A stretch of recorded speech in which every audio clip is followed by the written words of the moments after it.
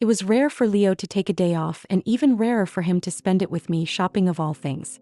As we walked down the street, he suddenly stopped in front of a music store. "Joanna, mind coming in with me? I want to check out the violins." "Sure," I said, curious.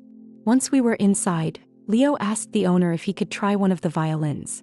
The owner nodded, and Leo carefully picked one up, resting it on his shoulder with practiced ease. His posture was perfect, his fingers moving confidently over the strings like he'd done it 1,000 times before.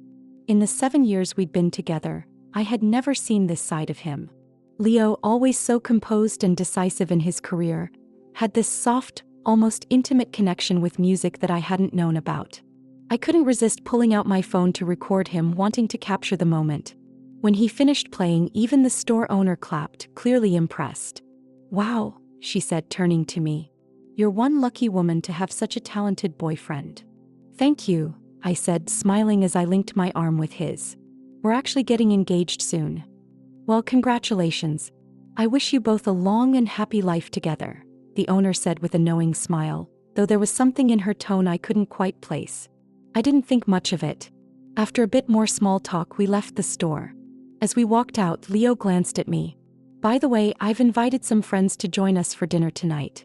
You should come too." I frowned slightly.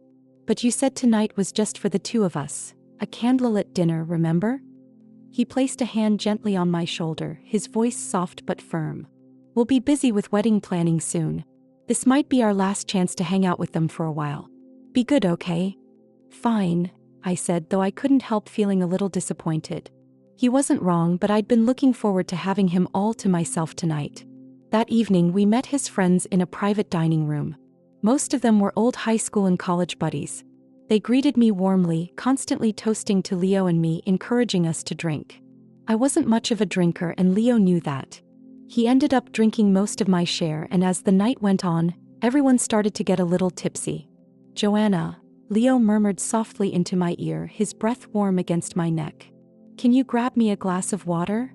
"Sure," I said, feeling a little flustered by how close he was.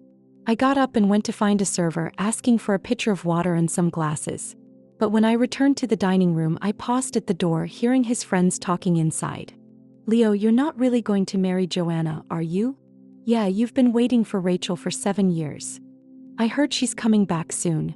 How are you going to explain the wedding to her?" "As your friend, I've got to say, you and Rachel were perfect together back in the day. That duet you played at the school concert? You two were like a dream couple." My heart pounded, and I stood frozen outside the door, waiting to hear Leo's response. Was I just a stand-in for someone else? Had he been waiting all this time for Rachel, his true love, while I was just convenient? Then Leo's voice broke through the chatter, calm and composed. "Joanna, she's the right choice for a wife." Just like that. 7 years of my love, my commitment, reduced to something cold and practical. My hands shook, and the glass I was holding slipped from my grasp, shattering on the floor with a loud, sharp crash. At that moment, I felt a sharp sting on my hand from the broken glass, but the pain in my chest was far worse. The room fell silent. I could feel their eyes on me, but no one said a word. They weren't sure how much I had overheard. Leo was the first to move, walking over to me quickly, his expression unreadable. "Come on, let's get your hand under some cold water before it gets worse." I let him lead me to the bathroom, still numb from what I'd just heard. Leo had sobered up quite a bit by now. "So, you heard everything?" "I did." He paused. "What do you want to do about it?" I took a deep breath, weighing my options. Should I pretend like I didn't know anything and just keep going through the motions, year 8, year 9, year 10? Or should I confront him now, have it out, and walk away for good? The cool water running over my hands helped calm me, but it couldn't fully quiet the storm inside me. After what felt like forever, I finally spoke. "I think we need some time apart." Leo just stared at me, shocked, like he couldn't believe the words coming out of my mouth. I wasn't the compliant, easygoing woman he was used to. "Don't forget," he said, his voice tight, "we're about to get engaged." "So what?" I shot back. "People get divorced all the time. What's an engagement compared to that?" The words came out sharper than I intended, but I couldn't help it.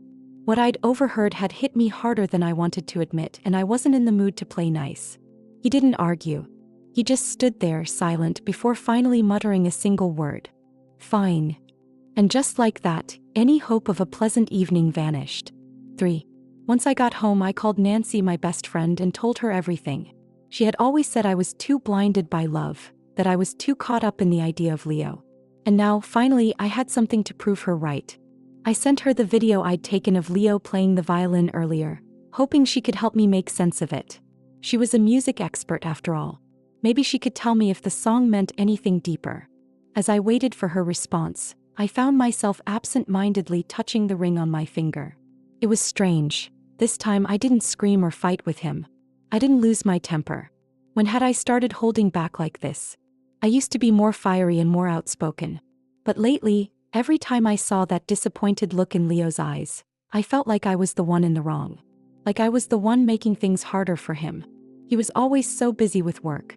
The last thing he needed was to come home and argue with a girlfriend who was constantly suspicious. "Joanna," he'd say, "I'm exhausted. But if I just ignored this, if I let this go, would I ever really be happy?" My phone buzzed, snapping me out of my thoughts. It was Nancy, and she had sent me a string of urgent messages. "Joanna, do you even know what that song Leo played means? Oh my God, I can't believe this. He looked so polished and perfect, but deep down he's hiding things from you. The song is all about unrequited love. It's about wanting something you can't have. Please don't tell me he played that for you." I wasn't shocked. Deep down, I already knew where this was going. A few days later, my friend sent me a video link. "You have to see this," she wrote. I found it on his old school's website. I clicked the link, and the grainy footage revealed a much younger Leo standing in a music room, bathed in sunlight. He was playing the violin while a girl sat at the piano beside him. Even though the quality was poor, even though I could only see them from behind, something about the way they looked together, so perfectly in sync, made my stomach turn. "Joanna," my friend messaged again, "that girl. From behind, she kind of looks like you." It was like something out of a tragic love story, the type where the hero mistakes one woman for another. But this wasn't fiction. This was my life. And I wasn't sure if this was some kind of twisted fortune or a curse. "Who is she?" I typed back, my hands shaking. "Oh, that's Leo's childhood sweetheart," my friend replied. "She went abroad during high school, but rumor has it she's back in town now." I forwarded the video to Leo, hoping, praying, that he'd respond with something, anything that would make me believe I wasn't just a replacement. Just a second choice. But hours went by with no reply. Finally, I couldn't take it anymore. I called him. After what felt like forever, someone answered. But it wasn't Leo. "Hello." A woman's voice, soft and sweet but laced with something almost mocking. "Oh, it's you," she said lightly. "Leo's a little busy right now. I'll let him know you called though. Maybe he'll get back to you later." And then she hung up. That was it. That was the final straw. I spent the rest of the afternoon packing up my things. Every gift Leo had ever given me went into a single box. 7 years together, and it barely filled the bottom. I slipped off the ring he'd given me and placed it on top, then sealed the box shut. What he did with it from here was none of my business. I called Nancy and asked if I could crash at her place for a while. I needed to get away and clear my head. She didn't even hesitate. She was more than happy to have me. Before I left, I sent Leo one last message. "Leo, it's over." Then I deleted his number. Blocked him on every platform. Erased every trace of him from my life. The next morning, I boarded a plane to a new city, leaving behind everything that tied me to this city. Wow, Joanna, you sure ran away quickly this time. Nancy teased as she grabbed one of my suitcases, her grin playful as ever. But honestly, good for you. 7 years with the same guy? Please, honey. In that time, you could have dated at least 30 men. I gasped and quickly covered her mouth, looking around nervously. "Nancy, can you not? What if someone hears you?" She laughed, clearly unbothered by my panic, and then waved at someone across the hall. "Hey Jack. Perfect timing. Come give us a hand, will you?" I glanced up as the guy from next door walked over. He was tall, lean but muscular, and honestly much better looking than Leo ever was. Even in a simple t-shirt, you could see the definition in his arms. His face was handsome, with that kind of sharp but soft look that made him seem approachable. "Coming," Jack called back, flashing a big smile that showed off 2 adorable dimples as he took the bag from Nancy. Nancy leaned in close to me, lowering her voice but still grinning mischievously. "That's Jack. He lives right across from you now. Be sure to get along with him, okay? The way she emphasized getting along made it very clear what she was hinting at. Once she finished helping me unpack, Nancy left, and suddenly it was just me and Jack standing awkwardly in my new apartment. "Hi," Jack said, breaking the silence first. "I'm Jack." He stuck out his hand and I shook it, smiling politely. "I'm Joanna." "Nice to meet you." Jack scratched the back of his neck, looking a little shy. He seemed to be searching for something to say but wasn't quite sure how to start. "Joanna, I just wanted to say." He paused, clearly trying to pick his words carefully. "You're really pretty." I blinked, caught off guard. "Sorry, what?" His face turned red in an instant and he waved his hands in a panic. "No, wait. I didn't mean it like that. I'm not a weirdo, I swear." I couldn't help but laugh at his flustered explanation. "I just meant it. It's not creepy, I promise." I smiled, finding his awkwardness kind of endearing. "I know, I get it. Thanks." There was an awkward pause and then I glanced at the clock. "It's getting late," I said. "You should probably head back and get some rest." Jack nodded quickly, clearly grateful for the out. "Yeah, for sure. See you tomorrow." "Tomorrow," I agreed, watching as he backed out of the apartment, waving one last time before disappearing into the hallway. I had barely sat down to relax when my phone buzzed. It was Nancy, of course. "So, how was he?" "Not bad, right?" "Come on. I know the last 7 years were rough, but it's time to switch things up a little." "What are you even talking about?" "What I'm saying is, you can begin your new life." After getting my apartment in order, I started thinking about what to do next. As a freelance photographer, I could always take on a few shoots here and there to keep myself afloat. Plus, with the savings I had built up over the past few years, I wasn't too worried about making ends meet for a while. But I was struggling with who I should be working with. And then, somehow, my mind wandered to Jack. Specifically the way his t-shirt clung to his toned muscles. God, what is wrong with me? That night, my dreams were a bizarre jumble of random images. When I woke up the next morning, I had dark circles under my eyes and a headache from the restless sleep. I opened the door and there was Jack, looking annoyingly fresh and well-rested. "Joanna, did you not sleep well?" he asked, his voice full of concern. I waved him off. "I just don't sleep well in new places, that's all." "I heard you don't usually eat breakfast," he said, holding out a plate. "I made extra this morning, so I thought I'd bring some over." The smell of freshly toasted bread and butter filled the air. Looked perfect, golden brown toast still warm. "If you're worried about it, I could eat it first," Jack joked, already lifting the toast to his mouth. I quickly stopped him, laughing. No, I trust you." "Thanks, really." I took the plate from him and he handed me a glass of milk to go with it. Standing there in the doorway, he looked so tall that he practically blocked the light. I figured it was only polite to invite him in. As he sat awkwardly on a chair, he started talking. "The landlady's really nice, you know. When I was short on rent once, she let me off for a month. So when she told me you were moving in, I thought it'd be good to help out where I could." He looked at me expectantly as I tried the toast. "Not bad," I said, smiling. It made me think of all the times I used to make breakfast for Leo. He rarely ate it. Eventually I stopped bothering. He always said breakfast was a waste of time and that he could eat at the office. But now, looking back, I realized it wasn't about the meal. He just didn't want to share those quiet moments with me. I must have zoned out because Jack suddenly asked, "Is it not good?" I shook my head quickly, snapping out of it. "No, it's really good." I paused, then asked, "Hey, can you do me a favor?" "What do you need?" he asked, curious. "You'll see," I replied, giving him a playful smile. I sent him off to change into something a bit more camera-friendly. I had plans. When he came back, he was dressed in a casual outfit that suited him perfectly, effortlessly cool. He took me to a nearby park, a quiet place with trees and a lake. The air was fresh and people were strolling by, enjoying the day. Jack, tall and athletic, stood out in the crowd without even trying. Being with Leo had sucked the joy out of photography for me. He hated that I was a photographer. Not because I wasn't good enough, but because he didn't like the idea of me working in a field full of men. We'd argued about it more than once. I tried to explain that photography was about creativity, about capturing moments, and it had nothing to do with gender. Women could be just as good as men, if not better. But Leo would just look at me with that same cold, disappointed expression, and I'd eventually back down. I even promised him I wouldn't pick up a camera again. The camera that used to be my lifeline had collected dust for years. But today something had shifted. I snapped a few shots of Jack and it was like he was born to be in front of the lens.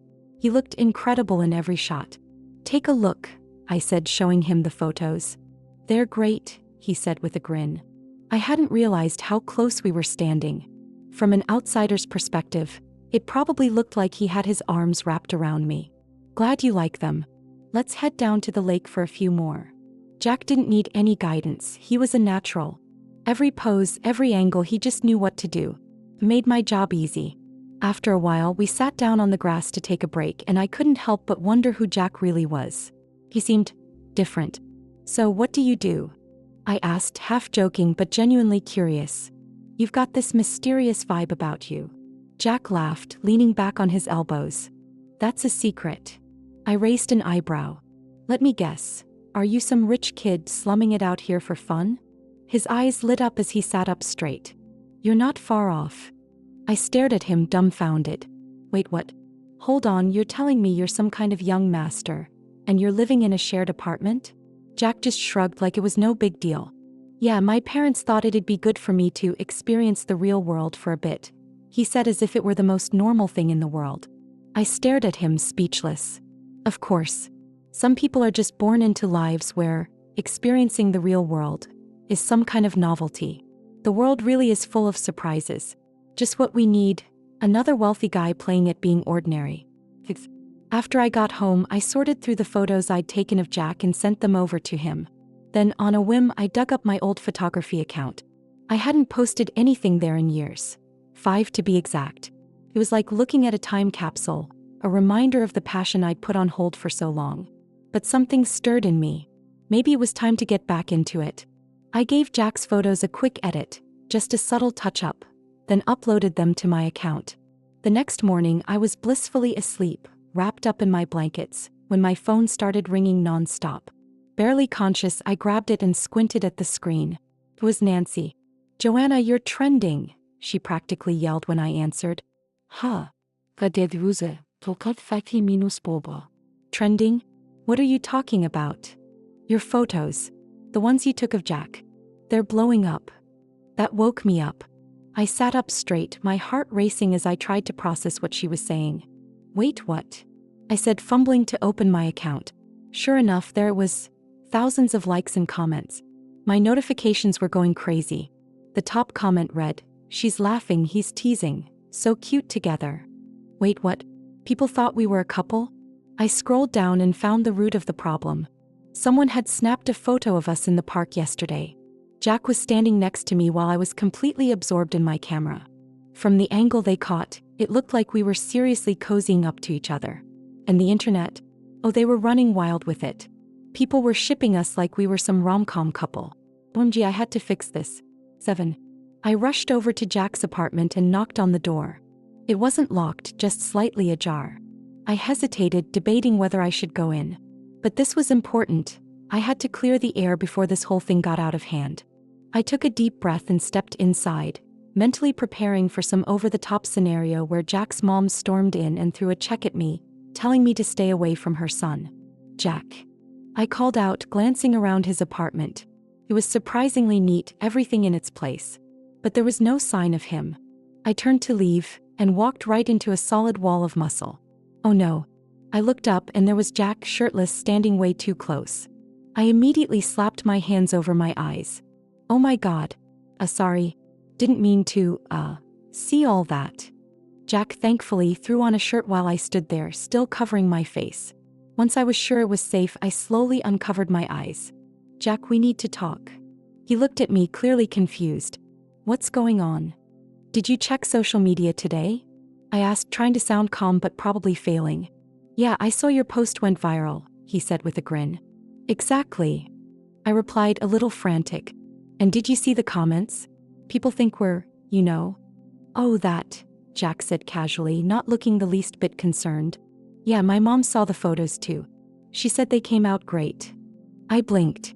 "Wait, your mom saw them?" "Yeah, she loved them. Said you're really talented." Tell her thanks, I guess." I muttered, completely thrown off.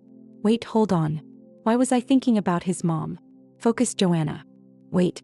Your mom. Jack nodded like it was no big deal. Yep. Jack pulled a bottle of soda from the fridge, twisting the cap off before handing it to me. Don't worry, he said, flashing me a reassuring smile. My mom's really nice. You've actually met her before. I blinked, confused. Wait, me? Are you sure? Jack gave me a knowing look like he was about to drop some major revelation. Yeah, you probably don't remember. It was a long time ago when we were kids. I stared at him, trying to dig through my memories, but nothing came to mind. You called the police that day. If it weren't for you, she wouldn't have survived. His words hit me like a ton of bricks, and suddenly the fog in my brain started to clear. I did remember. There was a woman who used to live next door to us when I was a kid. She was always alone, beautiful, kind, with this gentle smile. She'd bring us homemade treats sometimes, and I remember my parents always went out of their way to help her whenever they could. She had this way of looking at me full of warmth. I adored her. One day she even asked if I wanted to be her daughter. I was a serious little kid back then, and I remember telling her, I already have a mom, but you can totally be my godmother. She laughed so hard at that. I can still hear her laughter, bright and full of life. But then there was that one day after school. I came home early and I didn't see her outside like I usually did. She had this routine. Every day around that time she'd be out taking the trash. But not that day. Something felt off. Curious, I walked over to her window and peeked inside. That's when I smelled it, gas, strong and suffocating. I bolted home, grabbed the phone, and dialed 911 faster than I'd ever moved in my life. Luckily, the paramedics got there in time. Afterward, she came by to thank us, smiling like always, even though she looked pale and weak. Not long after, she moved away and I never saw her again. Till now. Jack's words brought it all rushing back. That woman, his mom, was the beautiful neighbor who had disappeared from my life all those years ago. An unknown number popped up on my phone. I hesitated for a moment, then answered. Leo's voice came through, sharp and accusing. Joanna, is this what you meant by taking some time apart? Sneaking around behind my back with another guy? I blinked in confusion, completely thrown off by his sudden outburst. Leo, we broke up. Remember? Oh please. That's just your excuse. Be honest, you've been seeing him all along, haven't you? I took a long, calming breath. Getting worked up over this was not worth my energy. Leo, I said slowly, trying to stay calm, you only got engaged to me to get back at Rachel, didn't you? There was a pause on the other end. That's not true, Joanna. You've got it all wrong. Just hear me out. No, Leo. I'm done hearing you out. You're not marriage material and you know it. And with that, I hung up, blocking the number immediately. Out of the corner of my eye, I noticed Jack standing nearby, watching the whole thing unfold with a look of mild amusement. Ex-boyfriend drama? He asked, raising an eyebrow.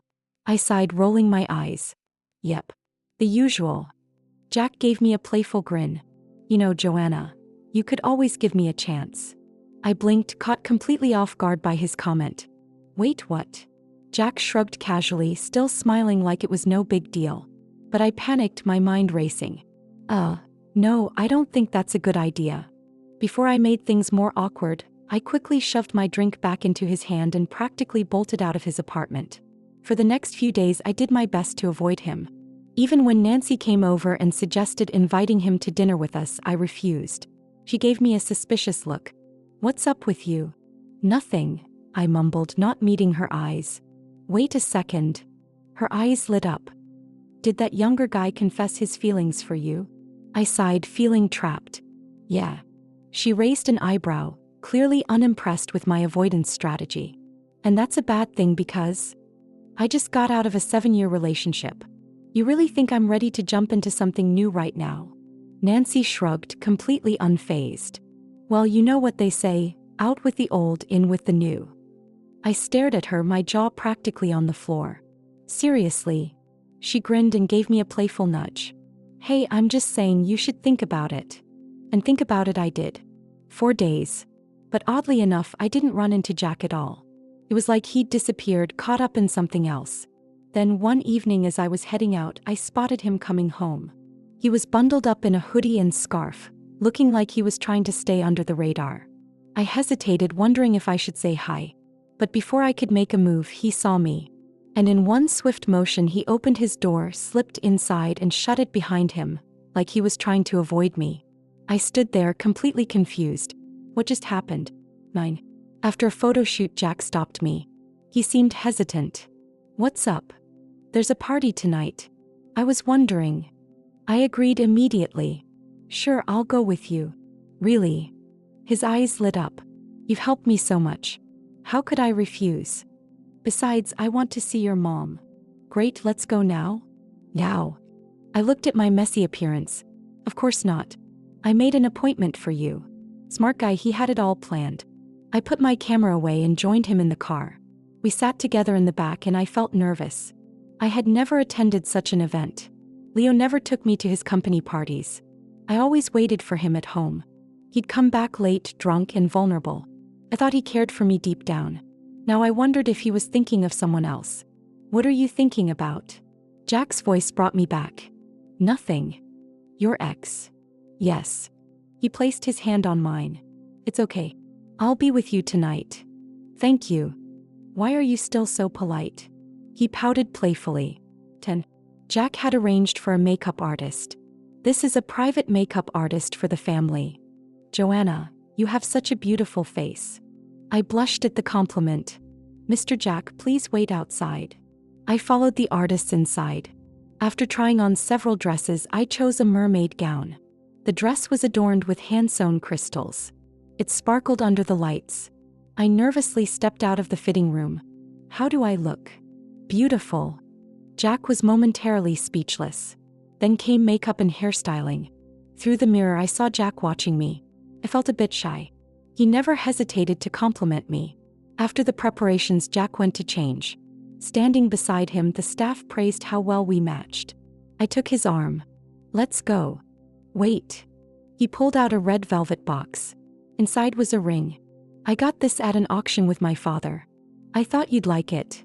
Jack carefully handed it to me. It was a large diamond ring with a crown design. In the center was a green gemstone. Not just a ring, but a token of his affection. I had been avoiding my feelings, but now I was moved. Maybe I could accept his kindness. I extended my hand, letting him put it on. The ring fit perfectly. I'm glad you like it. Thank you. I love it. When we arrived at the party, many guests were already there. Stay close to me and don't wander off. He whispered in my ear. No problem. As we were about to enter, someone called out, Joanna. I turned to see Leo. His eyes darted between me and Jack. Is this your answer? Jack held me close. Aren't you going to introduce us? My ex-boyfriend, Leo. The air grew tense. An awkward silence hung between them. Leo, you walked so fast. Wait for me. Rachel approached, complaining. She was decked out in designer brands. Some I recognized, some I didn't. The necklace she wore was one Jack had wanted to buy for me. Someone else had beaten him to it. Oh, you must be Joanna. I've heard so much about you. She smiled warmly, extending her hand towards me, but her eyes were fixed on Jack. I extended my hand, but instead of shaking hers, I showed off the ring on my finger. I spoke with a hint of pride. Life can change in an instant, don't you think, Leo? With that, Jack and I walked into the venue hand in hand. Throughout the evening, I sensed Jack's mood was somewhat subdued. I couldn't follow the business conversations around us, so I took the opportunity to slip away to the garden. The garden was quiet, with only the occasional chirping of crickets. I sat on a stone bench, gazing at the moon. A shadow loomed over me from behind. I was about to scream when a hand covered my mouth. The faint scent of cedar calmed my nerves. Why are you here?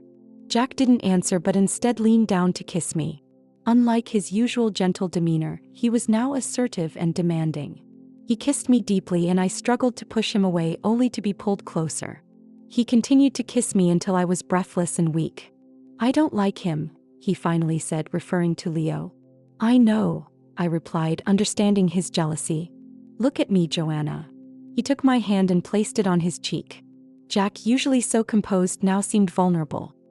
He's older, his skin is saggy, and he can only deceive young girls. You really don't like him, I teased. The hidden jealousy in Jack finally surfaced. Tell me, do you still like him? What do you think? You don't, right? I patted his head. Right, I don't like him anymore. Then I'm your boyfriend now, right? I didn't answer directly. Jack's feelings were always intense and straightforward. I had just ended a 7-year relationship and wasn't ready for another. I needed time to heal. Jack, sensing my hesitation, bit my neck lightly in frustration. Ouch. Let's see how you behave, I said, leaving my answer ambiguous. I hoped he understood that I needed time to heal. 11. When we returned to the party, I learned that the host was Jack's mother, the beautiful lady from my childhood. Mrs. Jiang looked as youthful as I remembered. She warmly called me over. Joanna, you've grown into such a beautiful woman. Thank you, Mrs. Jiang. Her praise made me blush, and Jack stood by my side. Rachel approached with a glass of wine, trying to join our conversation.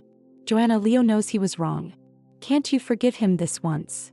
Her words were laced with insinuations, trying to paint me as the villain.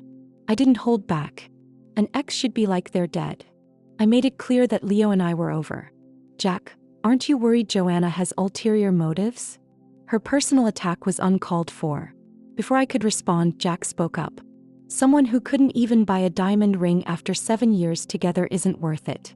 I've only been pursuing Joanna for a few months, and I've already given her a ring.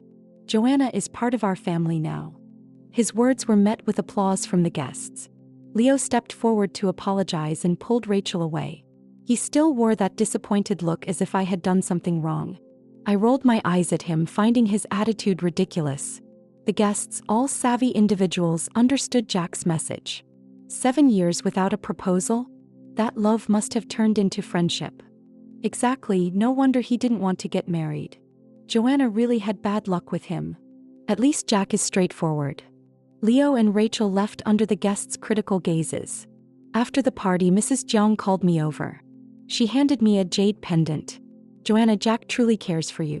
I always hoped for a daughter like you. Ze houdt my hand gently. Don't feel pressured. I know you need time to accept Jack.